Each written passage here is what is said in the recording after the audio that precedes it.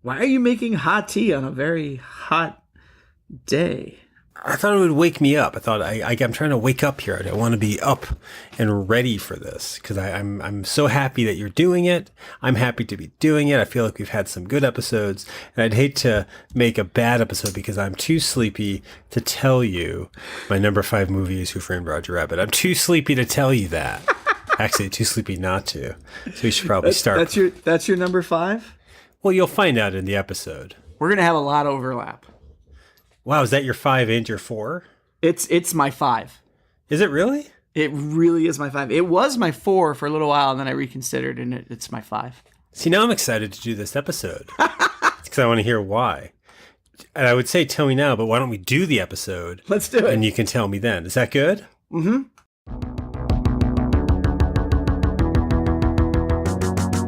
Hey everyone ever, and welcome to 20th Century Pop, the show where we try to understand the present while living in the past. My name is Tim Blevins. And I am Bob Canning. We're back, we're doing this show, and we're jumping right into it because I was so excited, as I'm sure people have heard, because I'm sure it's what I used to open up the show with. That excited you, huh? That we have similar taste in film from our childhood? That's new news to you? Yeah, I was shocked to find out we have a commonality, a common bond in the pop culture of the 80s, and I'm curious if the 90s. But yeah, so thrilled with today's topic, and I'll tell you, or you can tell me, or we'll tell the listeners what today's topic is, because it's been the summer. It's been the heat of the summer for a couple months. It's actually pretty warm today. Here we are talking about weather. Cue radio call sign. But, summer is wrapping up. We're at the end of August. September starts. September means back to school if you have kids. It means get off my train if you're trying to get to work. But it also means the end of summer. And with the end of summer comes kind of the end of the string of summer blockbusters, the kind of movies, the big movies, the movies that you hear about for a year and want to see. And then when summer hits, both in and out of school, these are the movies that, at least as a kid growing up, I would rush out to see. Does that make sense? Is that a good explanation? Totally makes sense. Yeah.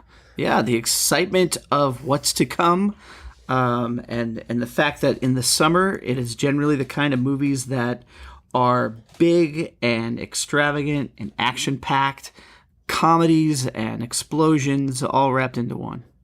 And I was excited every fucking summer. Well, not every summer, but pretty early on, from a pretty young age. I was excited whenever the summer was approaching because I knew it meant at least we were going to movies. I don't know if How young were you? Because I don't think I associated summer with cool movies until I was older, in middle school, high school age.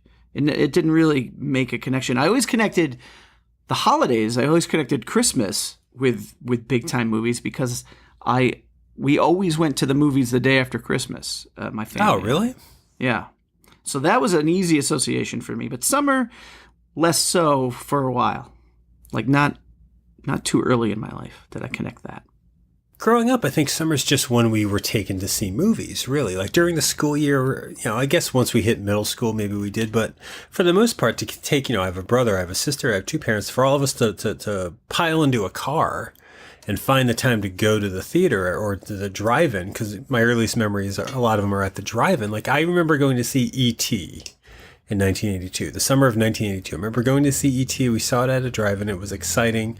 So summer, I knew school would be out. I knew we had a lot of free time, and that's just when we happened to go to the movie. So I think whenever it was that I realized summer is the time of blockbusters, and again, I don't know when exactly I made that connection, I was already primed for it. 1984, a year where I can remember a lot of summer movies coming out.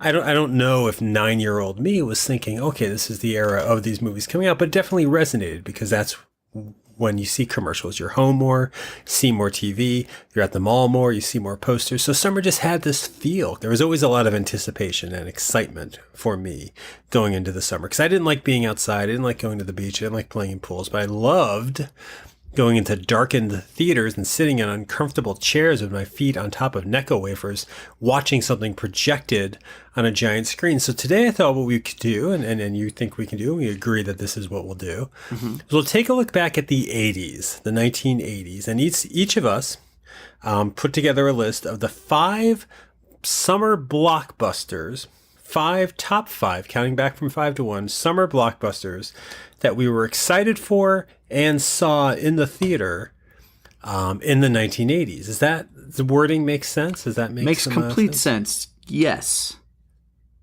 Yes, it does. Oh, good. That pause was to justify that. And what I'm excited about, what I'm thrilled to start off with, number 5, is the fact that I know, and now you know, and actually, listener, you probably know too, we have the same number 5. We're both excited for the same opening film. So why don't you tell us what it is on the top 5 summer blockbusters that you were excited for and saw in the 1980s? Surely there's a way to lengthen that. What is your number 5? Number 5, our number 5, tied between us, is Who Framed Roger Rabbit, which released in 1988, if I'm not mistaken. You're not mistaken. Can you back up from your microphone just a little? I shall. Came in a little hot there. Well, I got very excited. Okay, good.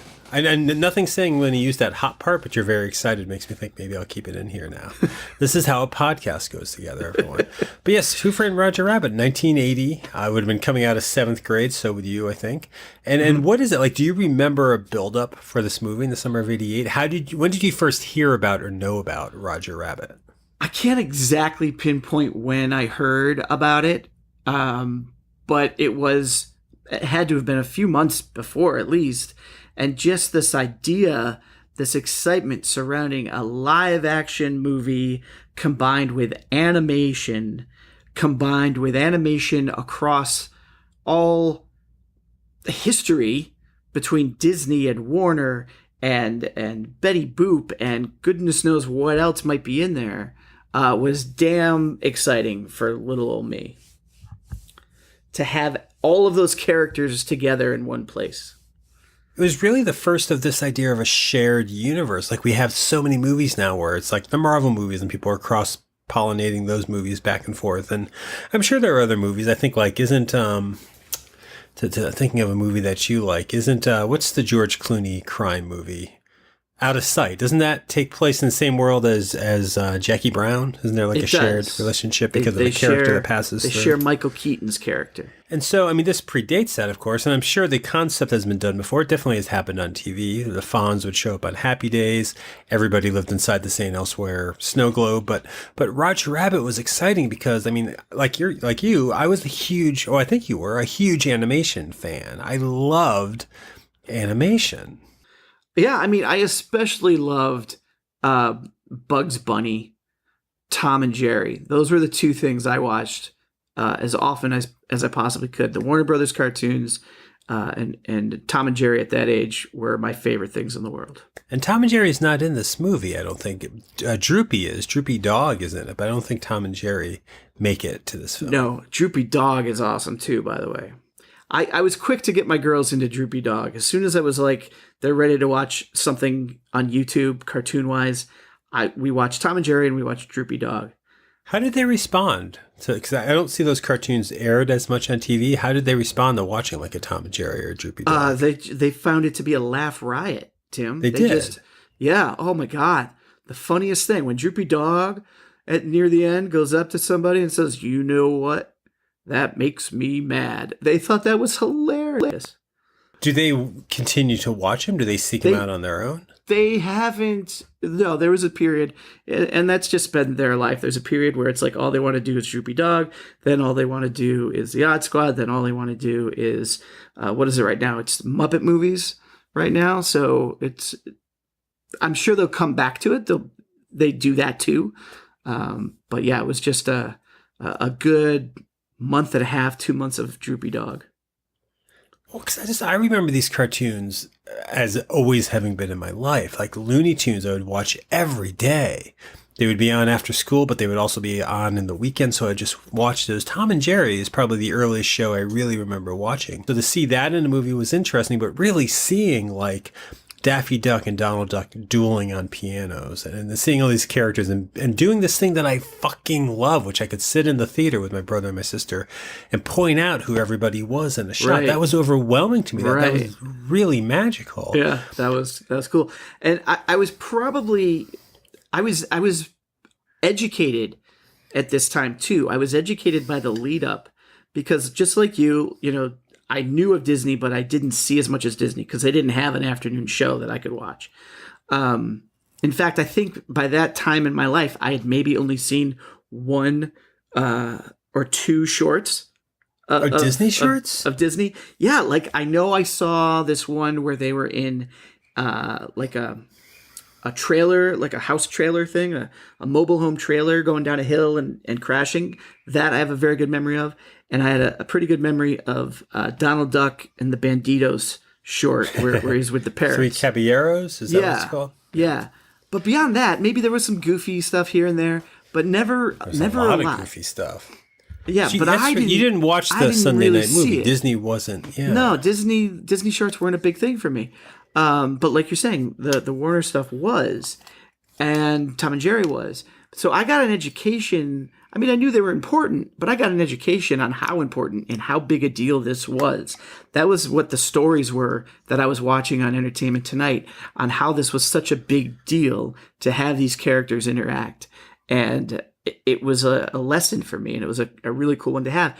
But at the same time, I was also self-aware enough of the other cartoons and tropes and things that the fact that they were doing dueling pianos, I mean, that's a Tom and Jerry thing that I absolutely love when they're playing the piano and Jerry is living in the piano and they battle who's going to control who plays what song. And here they are taking that trope, which has been used in other cartoons as well, and putting Daffy Duck and Donald Duck doing that. Like they could have had them doing anything, but they're doing that. I mean, it was just really cool to learn more and more and more about the history of animation and then see what they're doing with it in this movie. And it's a cool movie too. It's a good movie. Does it still hold up? Like, have you gone back to it? We've or do you watched think it about it. Yeah, I think it holds up. It holds up for me. I went back and watched it with the girls. They've only watched it one time, and they were afraid of it because I forget his character's name, but Judge Doom. Yeah, Judge Doom. He's a pretty creepy, scary character. He yells a lot. He hurts the animated. Shoe. Yeah, the animated shoe. He's basically killing cartoon characters. So they haven't wanted to go back to it, but they're getting older, so I think they might at some point.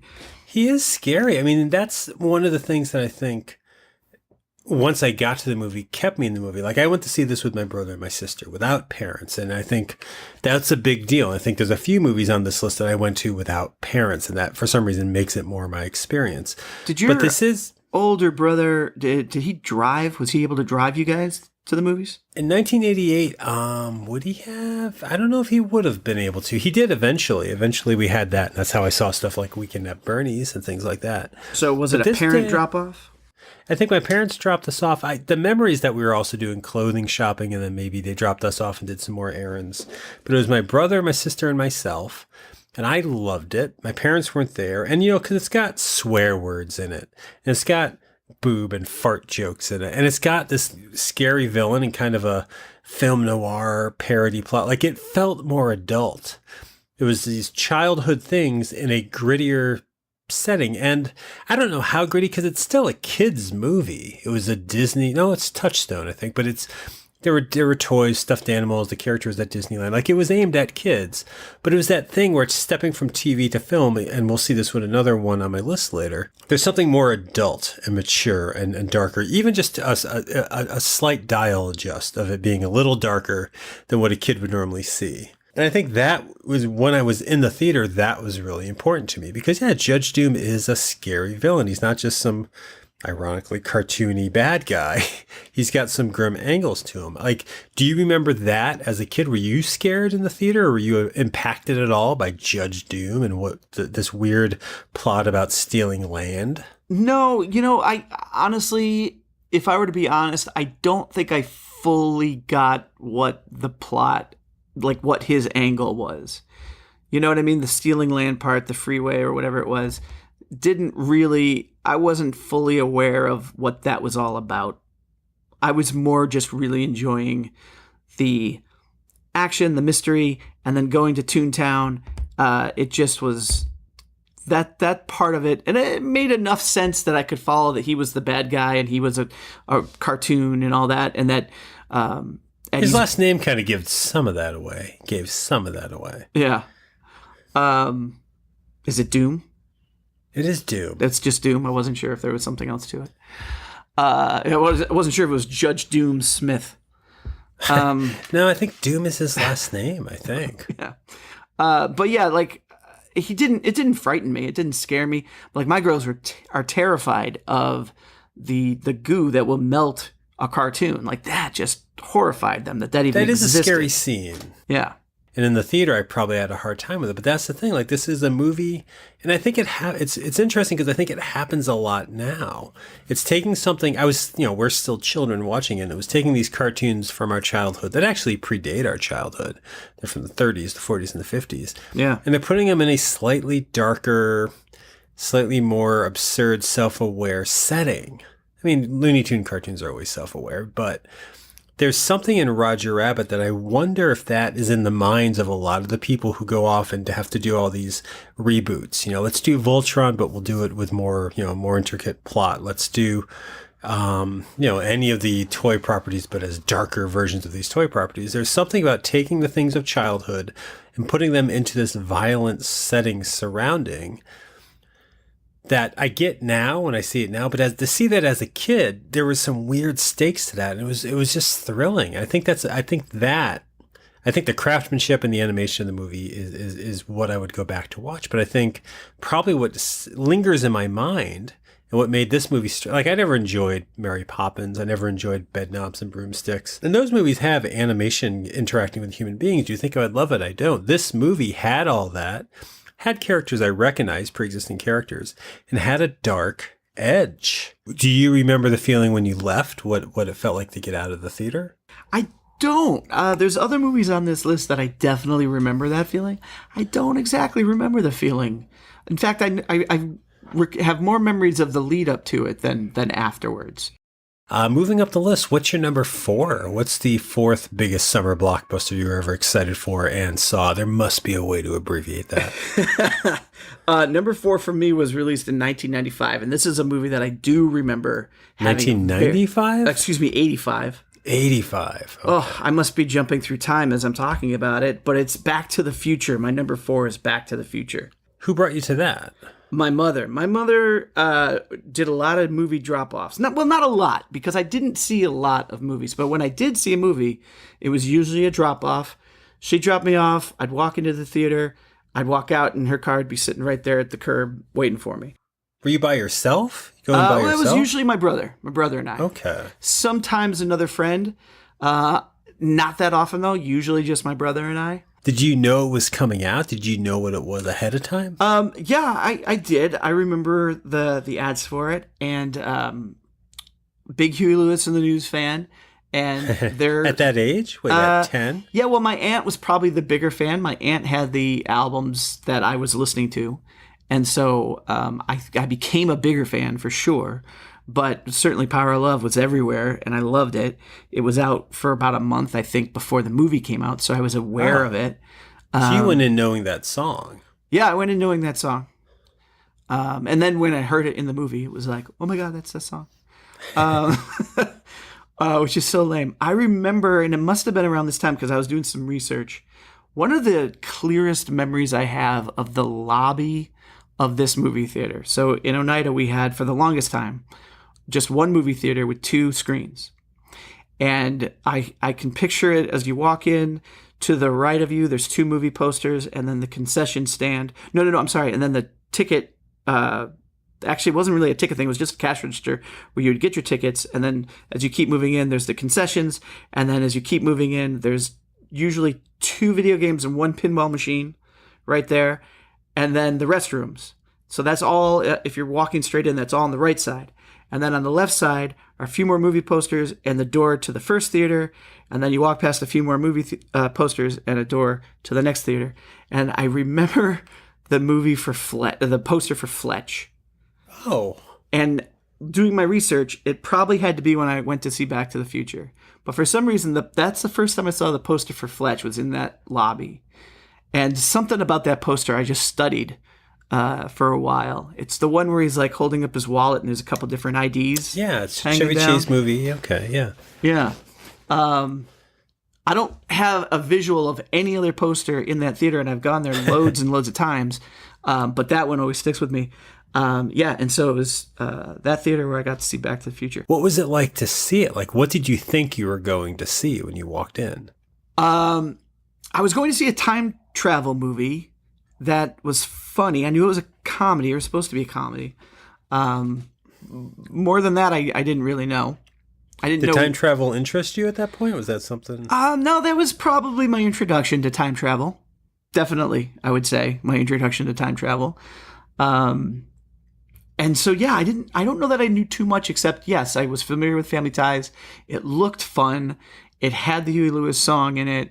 And my mom took me to see it that weekend. I don't even know if I asked to go see it. You know what I mean? Like, I was aware of it, and it was definitely something on my radar, but I can't tell you if I was asking to go see it. But I do know that I was taken and dropped off. It was one of the drop-offs. And loved it. Of course, it was just so much fun. It was, I know Marty's like in high school, but in my mind, he was just a kid like me. What was I, like 10, 11 maybe? And so I felt like he was my my connection to the story. And you talk about a feeling afterwards. I was a buzz for weeks after seeing this movie. And I was one of those kids that ran out and got myself a skateboard and was skateboarding as often as I could the rest of that summer. Based on this movie, I didn't know you even had that skill or a skateboard. I did two things. I got a skateboard, and I don't have that skill. I got a skateboard, but I never got a skill at it. But I did that, and my brother and I also would try and build wooden scooters, like the one he tore apart. Okay. I thought you were going to say, and I got an orange vest. I didn't do that. So yeah, that movie just got into my head and was just exciting, and it kind of drove me through the rest of that summer with just the idea of it and thinking about it and skateboarding and the song. It was just a whole thing. It's my number 4. The fourth movie that I was thrilled to see, the blockbuster I couldn't wait for. And we've talked about it on the show before. In fact, last year we talked about the summer of 1989 and how impactful that particular summer was on me. And this movie, my number 4 movie, kind of encapsulates that a bit. It was the first movie I ever saw on opening night. And that is part of the reason. I mean, I was already excited for it, but that idea of going to something opening night, that's not an experience I really have anymore, to be honest. And I see stuff on opening day, but I get tickets ahead of time. Like, I think it's been almost 10 years since I've waited in line for something. And that feeling, that idea that we're going to the theater to wait in line just to see if we can get in, the stress of that. I kind of forget that feeling. Like, that is part of the anticipation of waiting amongst all these other people. What if I don't get in? What do we do? The first movie I got to do that with and experience that was the follow-up to, at the time, my favorite movie of all time, and a movie that I saw part of on the big screen, Ghostbusters 2. Wow. Ghostbusters 2 is a movie that I was so fucking excited for. And again, I loved the first one. I tried to see it in the theater as a kid. I got scared, but then I got back to it. And it just became this movie for me. But I think a big thing was, like, I love that movie. And for 2 years I had that movie. And then in 1986, a cartoon came out, the real Ghostbusters cartoon. And that played on Saturdays, and it played 5 days a week, so actually 6 days a week. And I dove into that. I loved that fucking show because I loved ghosts. And I loved these characters, maybe not so much for the jokes they made, but because that this was their job. And so watching that cartoon on a daily dose of like syndication, that hit home the fact that I love this idea of Ghostbusters, and it created more of this mythology of the Ghostbusters, more so than the movie.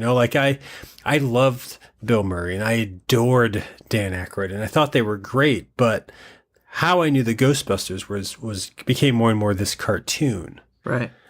And Ghostbusters 2 as a movie, I think, draws more from that cartoon than it does from the original movie. I mean, it's basically... Do you think that was their intent? I think it's all they could do at that point. So yeah. I mean, Ghostbusters 2 is the plot of the first Ghostbusters again. Something I did not realize when I first saw it. And Ghostbusters 2, it's the characters but they're all slightly different. They're all... Egon Spengler isn't stoic anymore. He actually makes jokes. And Ray Stantz isn't smoking all the time. And Winston Zeddemore isn't standoffish to the rest of the group. And Peter Venkman doesn't have to worry about getting summoned to court for harassment. I mean, they're different characters. They're cartoon characters. And I get why people didn't like this movie if all they had was the original Ghostbusters. But I was the right age for Ghostbusters 2. I was the right age because, much like we were just talking with Roger Rabbit before we were talking about Back to the Future, I was approaching it as these are my cartoons brought back to the screen. So they could swear. And I think there's one or two swears there. And they could be a little more lewd and a little more adult, but it was these cartoons again. And I loved it. And the fact that I got to have this experience of waiting in line with this anxiety, waiting in the theater with anxiety, with all these people talking in the trailers and all this stuff. Like, I love that overwhelming experience that particular time. I didn't realize that half the audience hated the movie. I didn't realize that diehard Saturday Night Live fans from the 70s hated the movie. I didn't realize that movie got pulled from the theater after a couple weeks and didn't do as well as they hoped. I didn't realize any of that because I was going to see not the sequel to Ghostbusters, but a continuation of this cartoon. And I think this happens a lot. I think franchises either get cut down from R to PG-13 or they lean a little to appeal to kids. And at that point, as a kid, that's great. As a kid, here's the RoboCop movie I can see because it's PG-13. But as a fan of it, like if I was older and hadn't watched the cartoon, I don't care for Ghostbusters 2 anymore. I don't go back to it. But at that time, right. It was the perfectly made, almost more than anything else on this list. It was the perfectly made, I'm going to take that back. Just like everything on this list.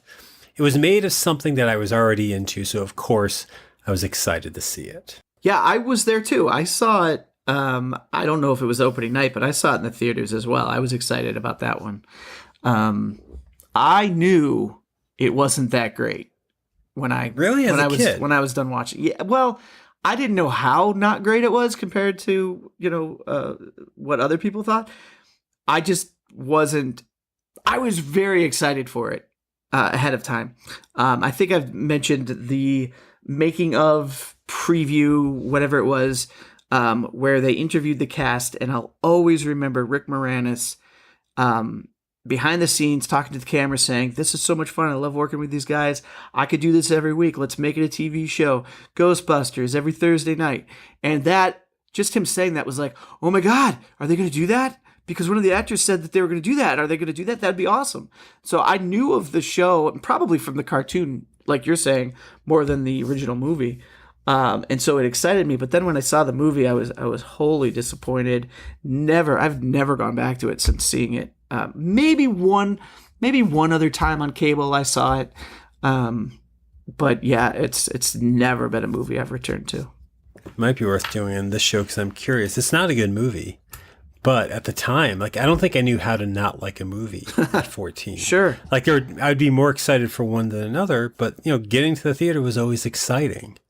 I could be just as excited the following year seeing Problem Child as I would have been seeing Gremlins 2, The New Batch. So, yeah, this one's on the list, but not enjoyed anymore. Yeah.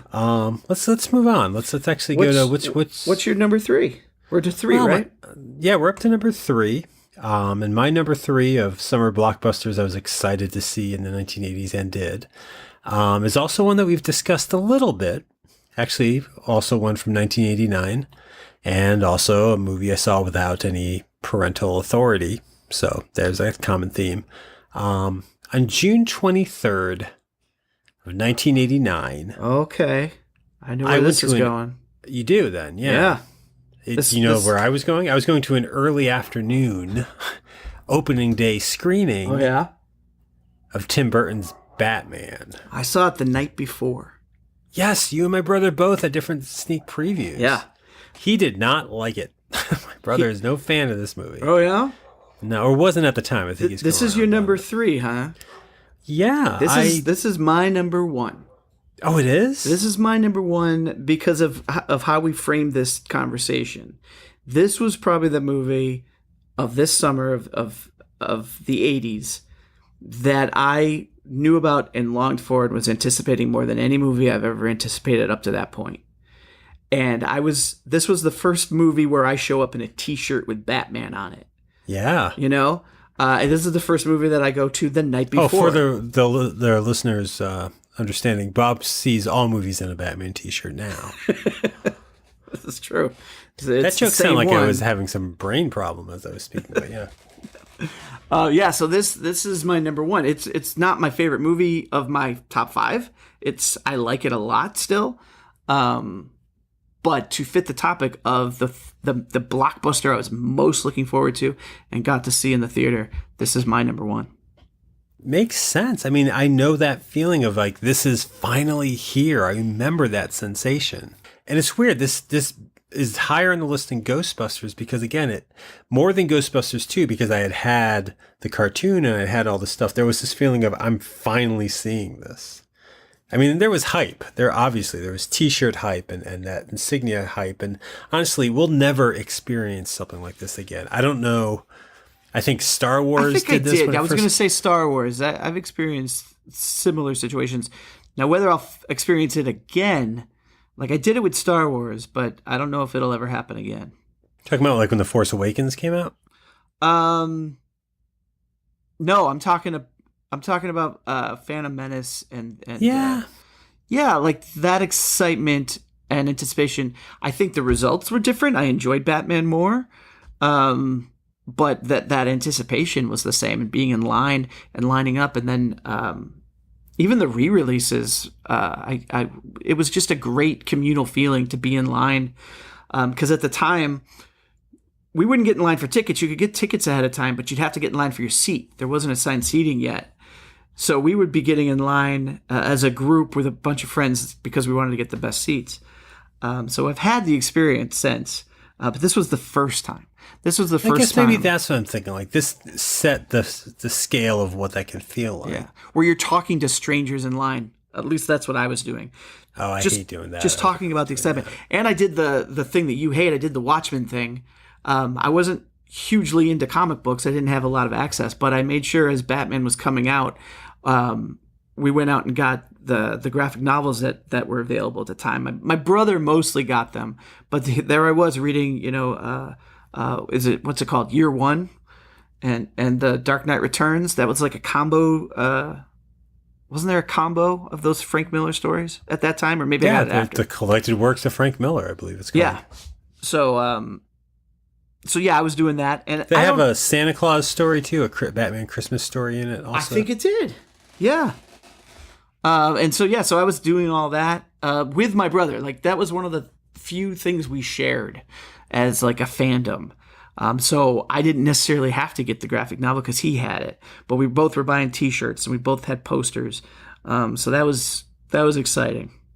That was my big blockbuster movie of my youth. Would that be the ultimate summer movie in your mind then? For me, yeah. I mean, for me it was. I mean, it's number 1 on my list. So that's true. I mean, I'd have to go back and look at the 90s to see if my memory could be jogged to see if something was bigger in the 90s, but no, reality bites, so that's the fall. But no, this was huge. And we were alone. It was another drop off at night. So no, I'm just thrilled. Like the first midnight showing I ever saw was actually probably Batman Forever. Yeah. Or maybe Batman Returns, but I think Batman Forever. And that's exciting. Like I could never do that now. I can't get to a movie at midnight. I tried it with Force Awakens on a second viewing. I watched it at midnight on New Year's Day, but I don't know. There is something about this memory. It's 3 on mine, but this hype machine was working so hard for Batman. It was so thrilling. And back then it didn't seem commercial to me. I know it is, but it was just exciting to be in that. And I missed that in the summer. I felt it this past summer with Infinity War. There was definitely some excitement leading up to that. And because of how that movie hits the audience, there was a shared feeling in that theater of what that was like. It doesn't happen as much. It happened with The Force Awakens. Did not happen with Last Jedi, even though I love that movie. It's a rare feeling. This rare feeling of being caught up in a blockbuster has become rare to me anyways. But so I love what you're saying about Batman. It's number 3 on mine. What's number 3 on yours? Number 3 on mine is from 1983. I think it's the earliest movie on my list. So I was 8 or 9, I think, maybe 10. No, 9. I must have been 9. 8 or 9 for Return of the Jedi. That's my number 1. That's your funny. number 1. Now, I thought, as I was doing this, I renumbered these a few times. Because obviously Return of the Jedi is a big deal. But I was kind of trying to put it in the context of the 80s and my excitement of each of these individual movies. And I just don't know if I was fully aware enough to be as excited as I was for Batman as I was for Return of the Jedi. I was totally into Star Wars, totally had the toys. I had seen the other movies. I know that my mom, I don't really remember it, but I know my mom took me to the re-releases for the other two. But I was totally excited for this one. I knew it was coming. I had McDonald's toys, the Happy Meal glasses I think they were doing for Return of the Jedi, or Burger King, whichever it was. Yeah, and so that's my number 3, Return of the I mean, it sounds like a lot of all these have similar reasons. I mean, it's number 1 for me because this was the first one. You want to talk about anticipation and feeling like the buildup of a lifetime. Because yeah, it's 1983. I'm 6 or 7 years old. I'm 7 years old, and I feel like this is the movie I've been waiting for all my life. And there was just this, I so vividly remember the buildup that Star Wars was coming. Because on the last day of school, I got a Return of the Jedi storybook with photos and I refused to look in it. It was the first time in my life I was trying to avoid spoilers because I had access to them, so I didn't look at the book. But I got some toys and I remember that. And it was just this anticipation. And we didn't see it in May or June. It was probably July or August before I finally saw it. But I so remember. Oh, wow. Yeah, we didn't go to movies as much. But also honestly, we weren't talking to people. I couldn't tell you when I saw it. I don't know if I saw it opening night or that month. So, I mean, I'm acting like I'm surprised. How dare you not see it until July? But I don't know when I saw it. I just know I saw it in the theater. It was huge, though. I mean, I remember that entire day. I remember waking up. I remember playing with some toys in the morning. I remember it was the one summer I was taking tennis lessons. So I remember going for tennis lessons and having to go to the mall. I remember I went with my dad and my brother. So I remember we parked the car in the parking lot. We walked to the theater. I remember all the motions, all the movements. And it was packed with kids. I mean, it was mostly kids at the showing. We sat in that theater for what seemed like an eternity waiting for the lights to go down. And I was just so exciting for the trumpet fanfare that would announce the beginning of it. And just so exciting to see these characters. Because again, 7 or 8, that's early in your life, but these things were so enmeshed in it. And like Empire Strikes Back was the first one I saw. I was excited, but I was too young to really be like, it's out, we're going to see it. I just went with it with my brother and my dad. Star Wars I saw in a re-release after that, probably in 81 or 82. And that was exciting. I already knew the story and it was cool to see it on the big screen. This was new. And this was the biggest thing in my life, but it was new. So there was no way I could fathom what it would be like to have this experience of new footage on the big screen. And it's odd to me that at 7, I thought I've been waiting forever for this. We wait longer for, I can't think of an example, but like, that's not a long time. No. There are things I said, I have to get a new pair of glasses. I've been meaning to get a new pair of glasses for 3 years. I haven't done it. No big deal. This was big. This was fucking big. And I do feel like I can put it at number 1 because I think especially it was so formative to me. This idea, I think my love of going to the movies comes from this. I had seen other movies and I like going to the movies, but I think just that experience, sitting there, having so much fun second after second, playing the scenes over my head, looking over at my dad who's also laughing at it, looking at my brother who's enjoying it, hearing the crowd. Like, I just loved being immersed in this fucking feeling. And I think I've been chasing that. I think that's what I want. I still like going to Marvel movies in the theater when it's packed. I'm anxious before we get in there. I'm anxious because I'm nervous it's going to be like the Last Jedi experience where half the theater was booing and that gets in the way. Oh, But at the same time, just when it works, when it's on, when everyone is so excited for it, right. that's an amazing trick It of a is. feeling, applauding it and crying and all of that. Yeah. Yeah. I wish I had been more self-aware.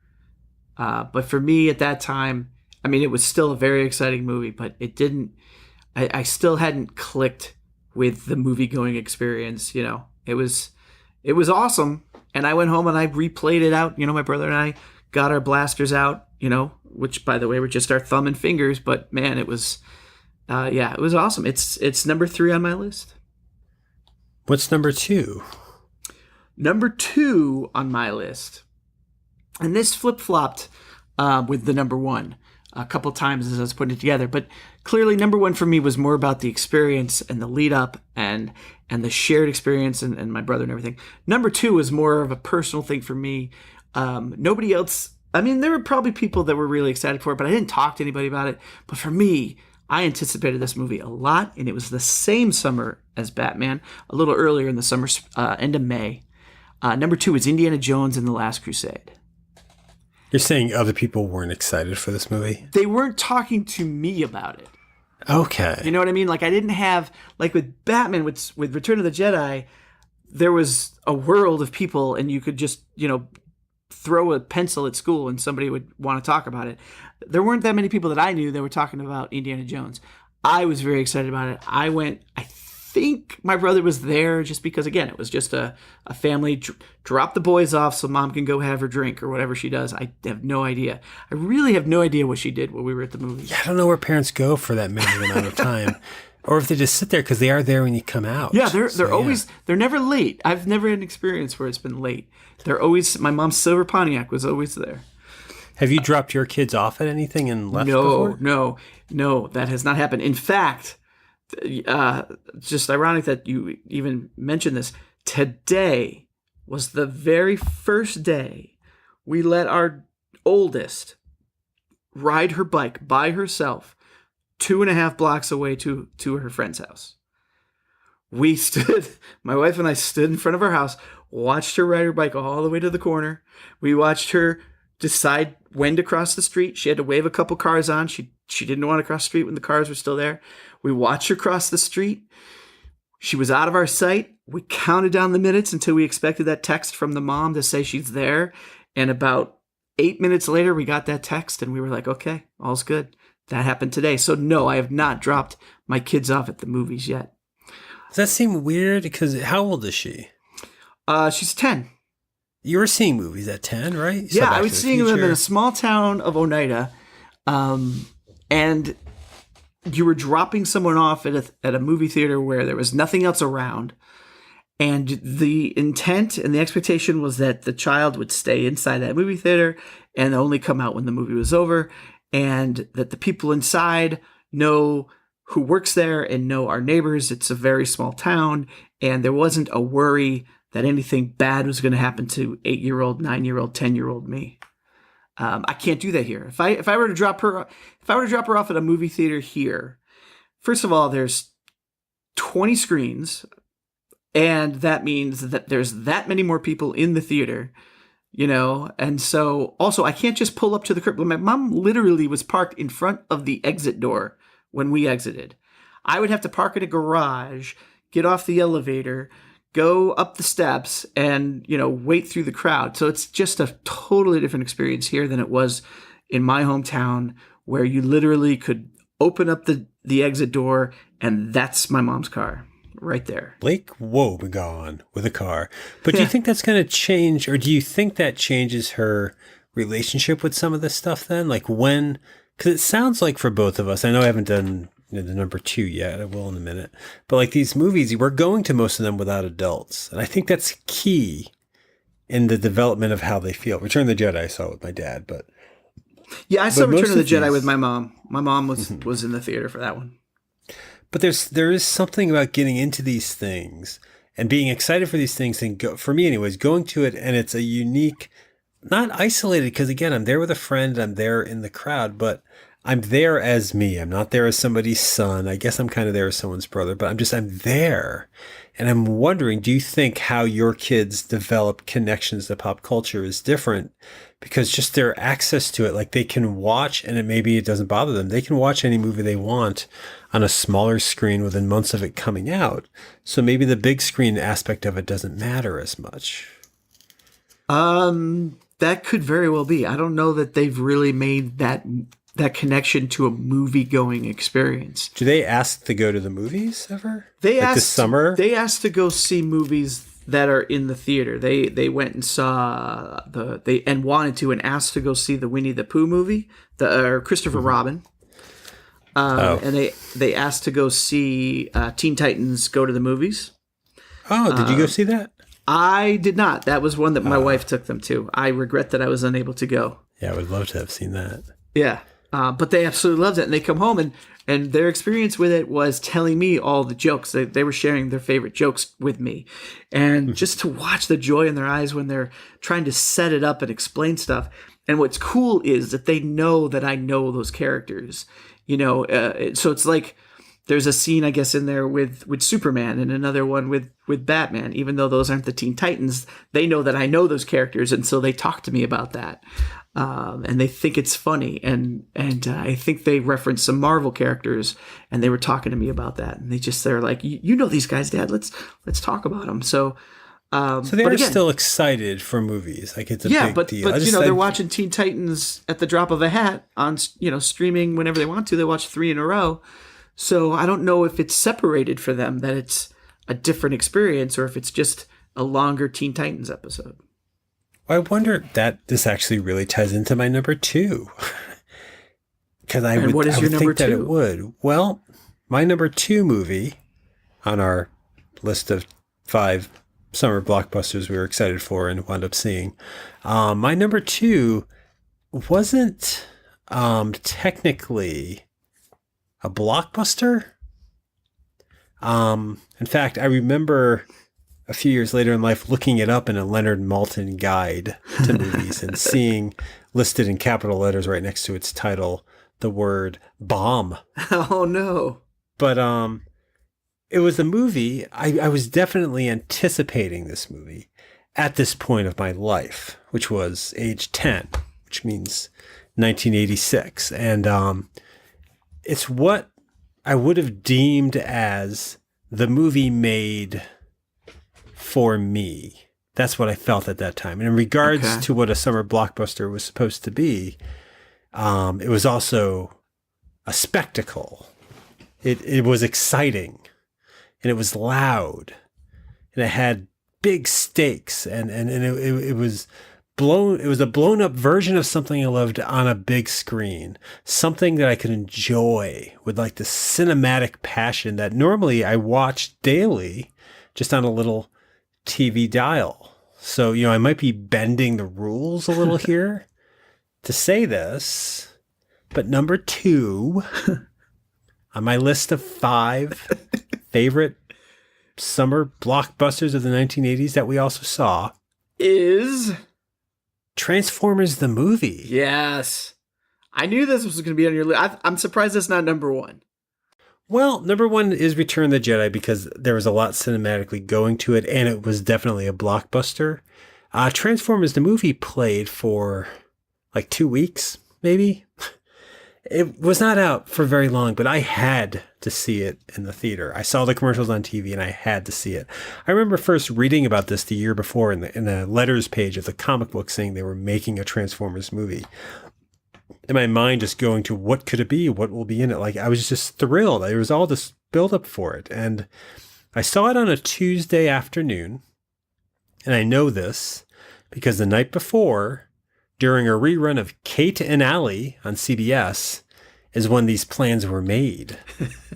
Pete Rival, Dave Wheaton, 2 kids from my youth that I guess we were all friends. They're who I went to see the first Ghostbusters with. We were all, unfortunately, Cub Scouts as well. We unfortunately, I was a Cub Scout. That's not unfortunate. It's not a great organization. It's got some real issues to work out about male dominance and gender fluidity. But the focus on being a child, yeah, we were going to see this movie, and it was the three of us, and their mom dropped us off again, dropping us off at the theater. But this time, and I don't know if my parents knew this, because I'm wondering if, like you, if they would wonder. I remember it was Dave Wheaton's mom just kind of dropped us off near the theater, because we walked a couple blocks to get to the theater. Then we walked past the theater to get some candy. Was there a reason for that? Maybe there might have been, but we just got remember. out. Yeah. Well, it's just like it was my first time wandering around the town next to ours, Willimantic. Sure. It was we went into a store to buy our candy. We're going to sneak candy in, keep it in your pockets. They don't know it's there. Also, I bought a pack of Garbage Pail Kid movie cards because I thought, I'm out. I'm an adult. I'm going to get these. The only pack I ever had. Oh, anytime I was alone in a store like that, I would make sure I bought something that my mom wouldn't necessarily approve of. I guess that's what this feeling was. Because again, I wasn't collecting Garbage Pail Kids. I was never a fan. But they were here at the Benny's, so I had to pick them up. And then we went back. We had money that our parents gave us. And after we bought the candy, we bought the tickets. I think we bought them ourselves. And we entered and we went all the way into the back of the second run portion of the theater. In one of the smaller theaters, kind of next to the, I don't know, like a burnout husk of a concession stand. Got it. And we went in. And we sat down, and I don't remember the trailers.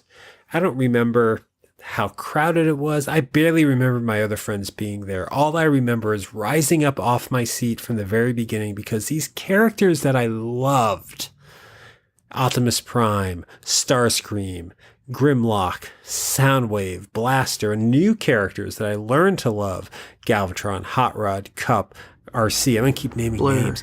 They were Blur, Cyclonus, Scourge, Devastator, Unicron. Like, they were just huge characters. And they were up on the screen in an explosive adult story with swears, with death, they left Earth almost right away and went to all these other planets, a kick-ass rock score, and it was so much bigger. You're talking about your daughter's going to see Teen Titans Go. This movie was so much bigger than the TV show. Right. It existed in that same world. It was the story continuing, but it was huge. And it was like a conclusion to this story that I had been following, similar to Star Wars, when I thought, and that's why Return of the Jedi is my number one. This is the story of my life. Transformers, by that point, I had been obsessed with Transformers for 2 years, thinking, talking, and playing with them every second I got. So to have this culmination on the big screen of this story in this theater by ourselves, this was the biggest, next Return of the Jedi, blockbuster concept I could gather. Right. And it's gotten a following since, but I mean, it disappeared off the dial, but I didn't know that. I didn't know movies were supposed to be financial hits or not. I didn't know that people didn't go see this. All I knew is that I was in there seeing this and I could not get enough of it. I regretted not seeing it in the theater. I knew of it. I knew it existed. And I don't know, you probably can correct me if I'm wrong here, but like the following season of the Transformers was a continuation of the movie. And when I got to the TV, when I got to the TV show, because I was watching the TV show, and so when those episodes started, I was like, what the hell is going, who are these people? What's going on? It kind of, they did their best to clue you in, but I just was so lost that was kind of where I sort of started not really caring if I missed an episode of Transformers. Oh, really? Because I loved it more than ever. Because now it was all connected. That movie, in my mind, connected everything. Yeah. Because of what you're saying. Oh, I loved it. I fucking loved it. I fucking love this movie. And I just couldn't get enough of it. But this experience, again, it's repeating in this, and I'm seeing it now. The things that are big, because there will always be things that are big to us. You mentioned The Last Crusade. I was thrilled to see The Last Crusade on the big screen. I couldn't believe I was seeing an Indiana Jones movie on the big screen. It's not on my list, but I was thrilled for it. Because of that, I think because I saw Indiana Jones on the big screen and I didn't see the other two that way, while I know Raiders is considered the better movie, to me, The Last Crusade is my favorite Indiana Jones movie. Because there's a fucking experience behind it. Yes, that's totally it. I didn't have that experience with the other two. No, but you had it with the 5-year listing. I think making this list, maybe it was apparent to you, but I mean, I'm realizing these movies Like, none of these are actually my favorite movie. If I was to make a list of my 5 favorite movies, I don't think these are on them. You know? I mean, Empire Strikes Back tops Return of the Jedi in terms of what Star Wars movie I love the most. Ghostbusters 1, sure, but Ghostbusters 2, no. So what makes... Back to the Future might be in my top 5. You know, it's not in my top 10, which is weird. That's really weird. Wow. We'll talk about that sometime. But I don't know. I guess this, you know, the idea of knowing what a movie is at any age, it's big. It's on a huge screen. It's loud, and it's something out of the norm because we didn't go to the movies every day. So the anticipation to see any movie was always so huge and so exciting. So when you add to that, here's the truck that is also a man that you like, or here's the lightsabers you enjoy, or here's a cape and cowl. When you add to that things I already knew that what they were, you know, all 5 of these movies were because there were things I was already into, just getting a bigger screen treatment. That's true. That's true. I don't think that's commercialism. I don't think it's bad. I know we're in an age right now where that dominates the cinema, pre-existing ideas being made as movies, but maybe this is why. You know, I find in them some solace of whatever it is I love is now for 2 hours bigger than anything in the world. And I love it. And I miss this feeling. I have it in smaller doses, but I don't have the all-encompassing, misremembered childhood excitement of the blockbuster. What a letdown. I'm hoping I get, I mean, it's going to be totally different. But there's, in a lot of ways, I hope I have my kids to sort of live through with some of these things. Because as you're talking about, it's like these are our existing characters and existing franchises that we're anticipating the next chapter of. I don't see that with the movies my girls are watching. That's not really what's happening. It's an introduction. Even if it is like Christopher Robin, that's still, well, actually, no, that's not true.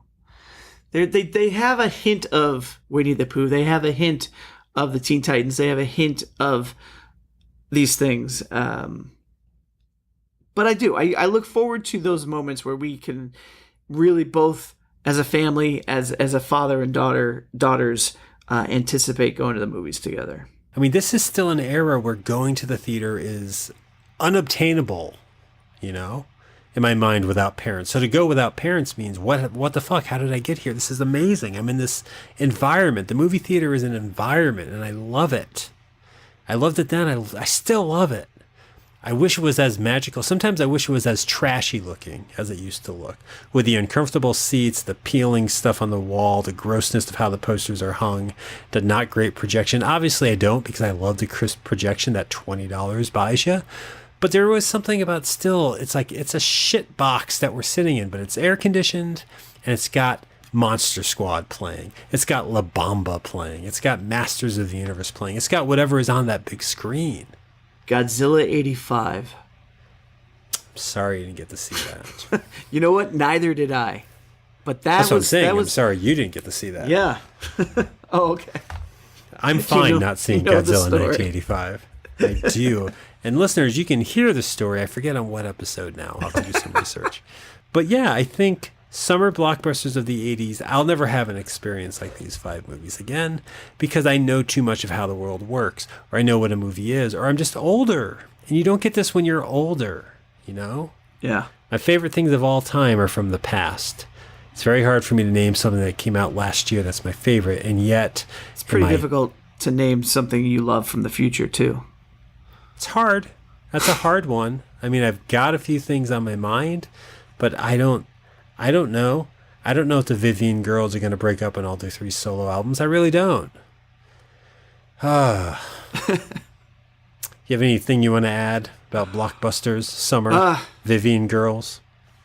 Not too much to add. I suddenly, after talking about all of these, of all of them, I kind of want to see The Last Crusade again.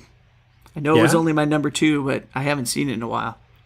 Well, let's do that. Let's do that on an episode within the month, because I'd be happy to see it again. I haven't seen it in a while.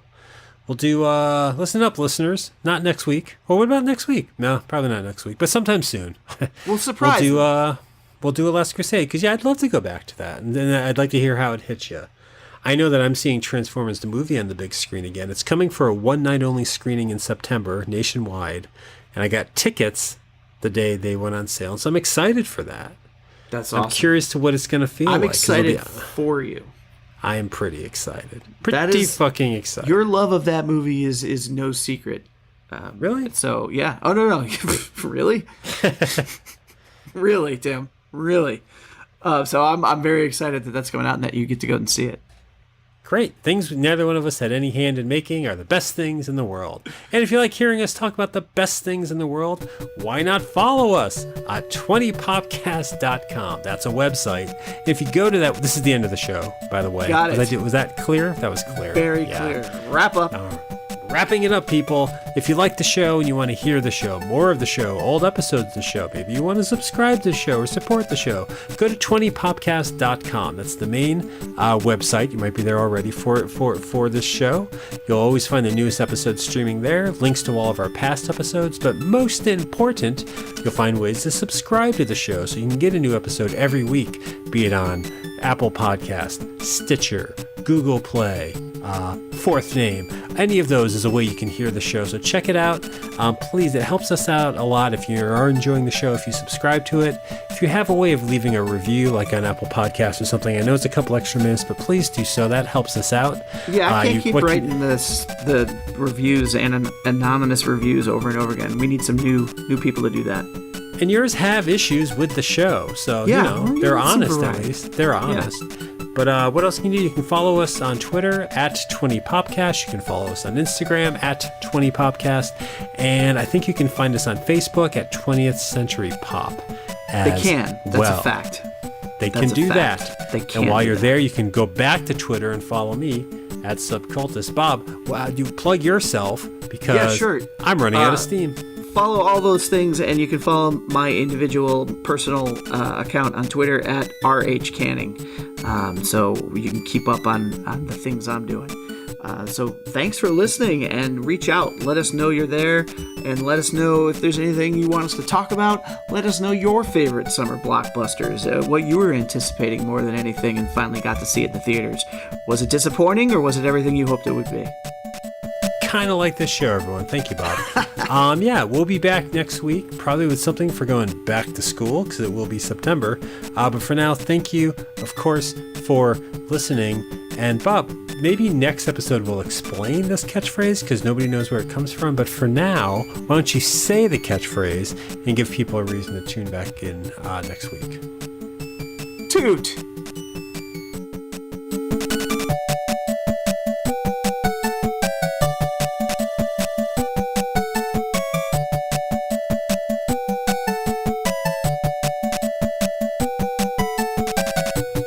I'm going to do another take of that, because that was a little. What do you think was wrong with that one? Well, it had kind of it sounded flat. It was a little too flat. I don't think there's a way to do a curvy one of these. I don't think there's a shapely toot. This is a sharp. I think we can do it a little sharp. Let me see if I can try. Do it sharp. Do you need a lead in? You're probably good. No. Just a little blank space. Toot. See, that was a happier sounding toot. So, it was. I guess so. Do you want to do one more? Do you want to do one for safety? Sure. We'll do one more. Toot. Okay, that's good. That's pretty good. Yeah. Honestly, I don't think people know where that's from.